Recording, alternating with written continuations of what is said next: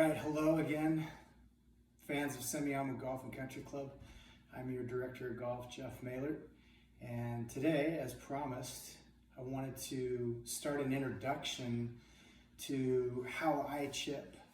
Now, I say how I chip because I believe that there are a lot of different ways in this game to do successfully do swinging, chipping, putting. There's not one way to do everything.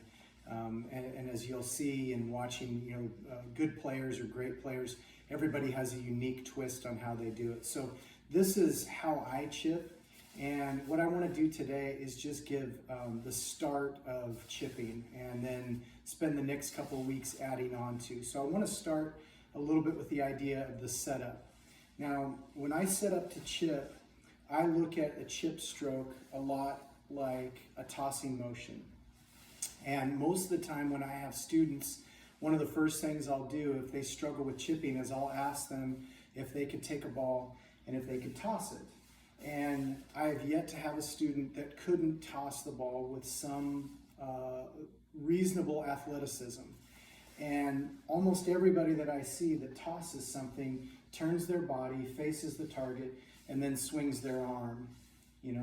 I've not had one person yet that has stood, kind of perpendicular to their target line and then just flipped their wrist to toss something.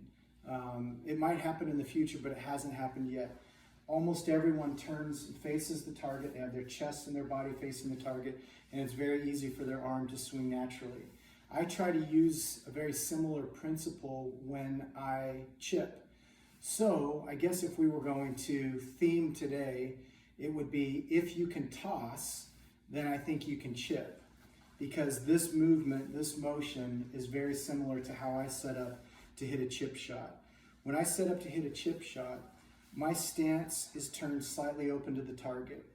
So I'm trying to take my feet, my thighs, and my stomach and turn them somewhat towards my target line with my chest parallel to my target line. So I'm kind of twisted a little bit. My lower body's turned this way and my chest is turned that way. Now that does a couple of things. Primarily, one of the things that I see that it does for me is it moves the bottom of the arc of my swing forward.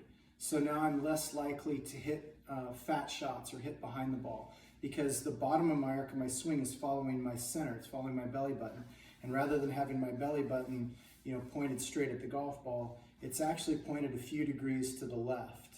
And so now the bottom of the arc of my swing is moved in front of the golf ball, so I'm less likely to catch the ball heavy. The other thing that it does is it builds up a little bit of torque or a little bit of resistance in my body. You can imagine that if I took my body and I turned it completely towards the target, and then I turned my chest towards the golf ball, leaving my legs in the same position, I have a ton of resistance. I don't have a lot of freedom to make much of a backswing, which in a chip stroke is a very positive thing. I don't want a lot of loose freedom in my backswing. What I want is to build a little resistance and then have a bit of a spring forward in my stroke. So by taking my core, my stomach, and my legs and turning them just a tiny bit to the left, and then squaring my chest, I build a little bit of torque, a little bit of resistance in my stomach, and now that makes it more difficult for me to make too long of a backswing, which is, again, another really common mistake I see in people that struggle with chipping is that they're very square, and then now they have a ton of freedom for too long of a backstroke in the case of if they just need a short chip, and then they try to decelerate in order to not hit it too far. And that, of course, produces a horrible result.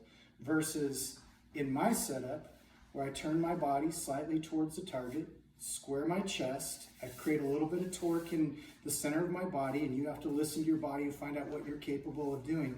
Well, now that torque prevents me from making too long of a backswing because I feel resistance in the center of my body, my stomach and in my back and in my rear end. And that resistance actually builds up a little bit of momentum for my forward swing. It's almost like if I was taking a slingshot and pulling on rubber bands and then letting go. I feel that same kind of resistance. Lower body's turned a little bit towards the target, chest is square to my target line. This restricts my backswing and allows me to make a little bit of an accelerated move forward. Now, some people will look at this and they'll say, oh, he's got his golf ball position way back in his stance. And that's not really true.